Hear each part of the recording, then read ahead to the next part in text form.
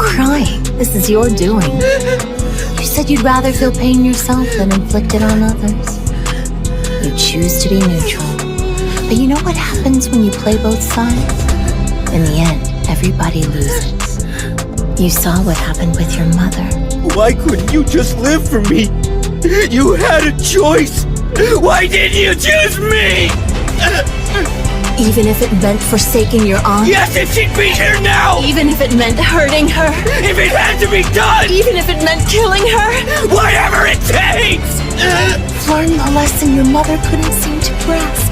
That sometimes, to protect one thing, you have to have the resolve to let go of another. You're not weak like she was. You have the power to break this chain of grief. Anyone who tries to take them from me will get no mercy. And what if your decision ends up being the wrong one in the end? That won't happen, because I'm not wrong. What's wrong is this messed up world.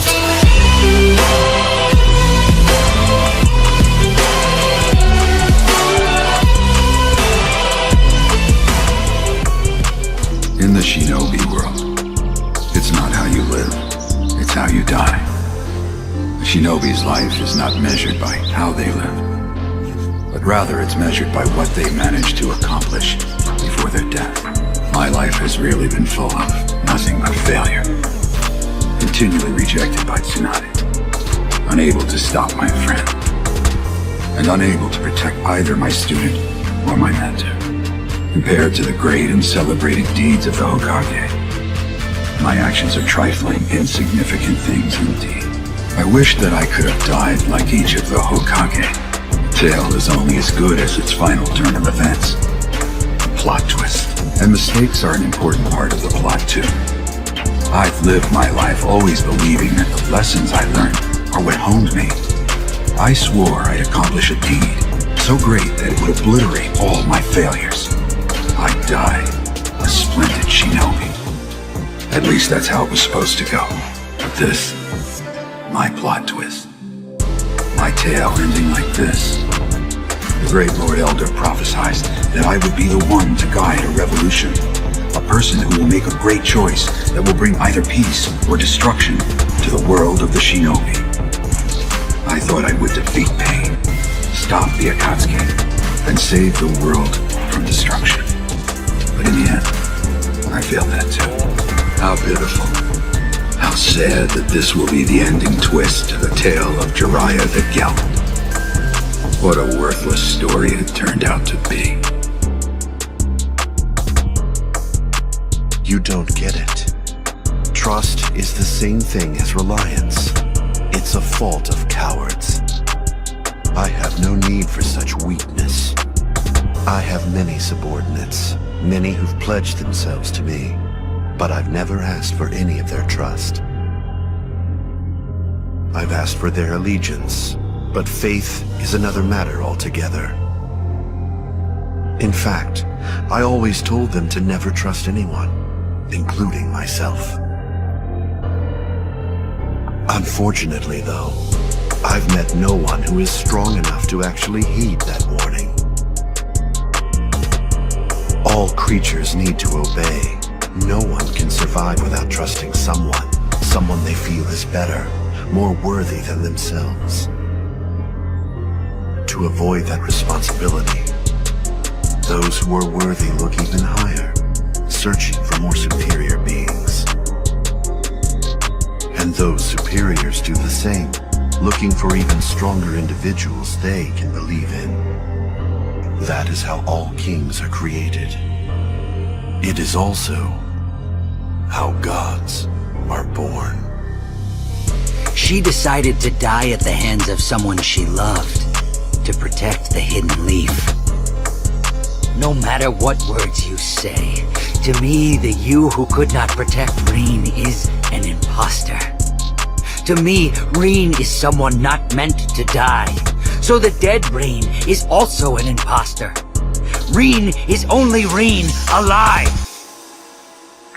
The shinobi system, the village, shinobi themselves, they created these circumstances. What caused me to despair is this world itself. This counterfeit world. Look at me! There's nothing in my heart. I don't feel pain any longer. There's no need to feel guilty, Kakashi. This hole was opened up by this world of hell. I only had pain inside here before, but really, what's the meaning in that? So I abandoned it all.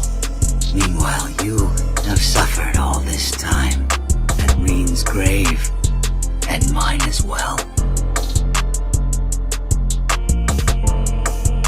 Come here, lad. Let us speak one last time. Very soon, I'll be dead. Before that happens, I need you to hear me out. I have a younger brother named Senjuro. Please tell him to follow his heart and walk down the path he feels is right. And tell my father that I want him to look after himself.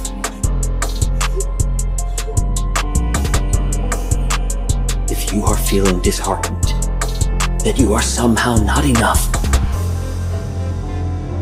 set your heart ablaze. Dry your eyes and look ahead. You may feel like digging your heels in, but the flow of time waits for no one. It won't patiently stand by as you grieve. Don't feel bad that I'm going to die. As a Hashira, it's natural I'd protect you all. The young buds must be allowed to bloom. Any other Hashira would have done the same as I. Young Kamado. Young Boar. Boy of Yellow. You must continue to grow. Oh man, she's a peach. Sounds like she wants everything. My kind of girl. That kind of wanting is dangerous. It's not how reality works. I disagree. You want to bring back someone that you've lost. You might want money. Maybe you want women. Or you might want to protect the world. These are all common things people want. Things that their hearts desire. Greed may not be good, but it's not so bad either. You humans think greed is just for money and power, but everyone wants something they don't have. Youth is a lie. It is nothing but evil.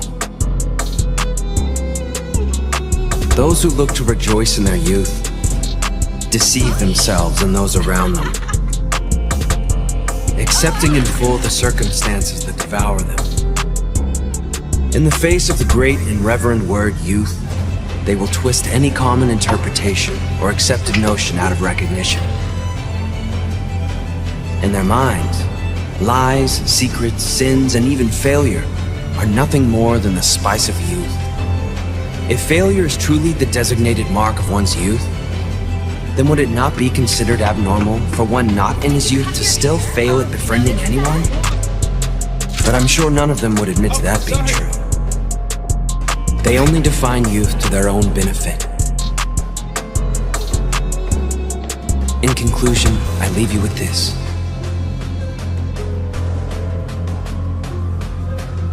All you fools who delight in youth,